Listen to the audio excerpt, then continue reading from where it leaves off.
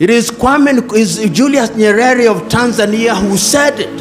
He said that the tragedy of Africa is not the song that is being sung, but who the singer is. And what he meant was very clear, that you may have an agenda that is good for your nation, but if you do not come from a particular ethnic group, those who will follow you will not be from your ethnic group. You may sing the best song, but when you look back, you'll discover that it's only people from your ethnic group who are following you. And when you have such a situation, the design is inherently conflictual.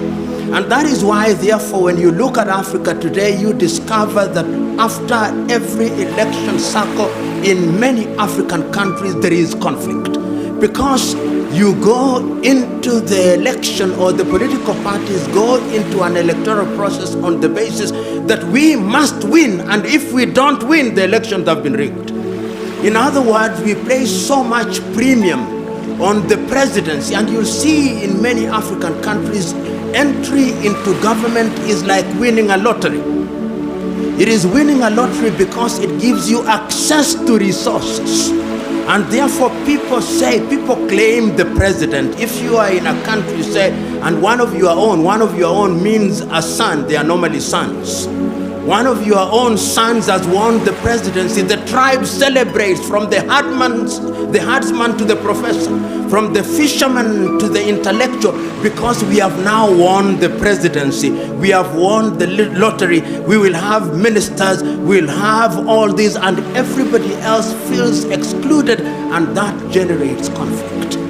And we have seen it, whether if we don't see it in Gabon, we see it in Guinea-Bissau. If we don't see it in Guinea-Bissau, we see it in Kenya. If we don't see it in Kenya, we see it in South Sudan. So that in South Sudan, if one were to ask them, what is the problem? The contest is of an ethnic kind.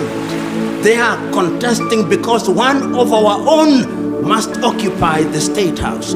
And that is why, therefore, you see, under the guise of democracy in a number of African countries, we create offices which are sinecures.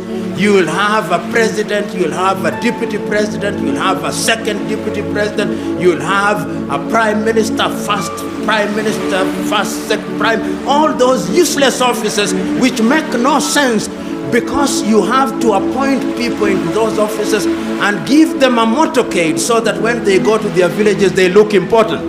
And the people own them as ours. People want to be included.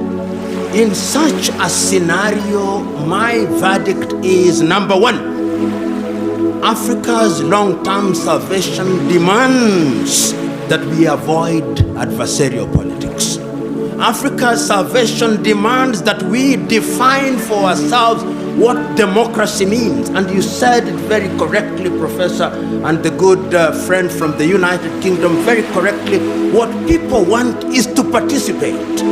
What people want is to have a government that is accountable. Many people in many African countries simply want food on the table. Many people in many African countries simply want to have access to healthcare. Many people simply want good education. Young men and women in Africa simply want opportunities for innovation and invention. And they want a government that creates an environment where that can be achieved. And therefore, in my view, I think that time has come that Africa must define herself. One of the problems that we have in Africa is that we do not define ourselves. And permit me to annoy you. In many African nations today, after every election, whether we like it or not, we have observers. And when the elections are being held, observers may come from Nigeria, from Kenya, from Uganda, but people are waiting. What did the European Union say? You know, this belief by us that the Europeans have a divine duty to tell us what to do, and we have a divine duty to accept to do what they say, is one of the problems that we have. And until the day that we liberate ourselves to decolonize our minds, in a manner of speaking, We are going to embrace the kind of politics that will only perpetuate conflict. Right now, as I move towards my conclusion, I simply want you to look at the map of Africa.